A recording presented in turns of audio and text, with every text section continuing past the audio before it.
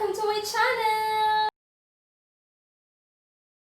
For today's video guys, since it's December, it's a holiday season, I want to share with you some exciting idea on how you can gift wrap, or you can personalize, or you can DIY your gift wrap. So guys, I will be sharing with you how I make this beautiful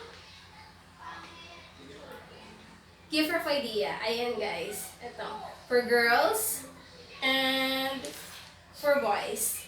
So guys, let's keep on watching and let's go watch the video together. 3, 2, 1, go! We need colored paper. Pwede rin kayo any kind of gift wrap. Paste, scissor, and a ribbon. Ayan guys, pagdikitin nyo lang siya.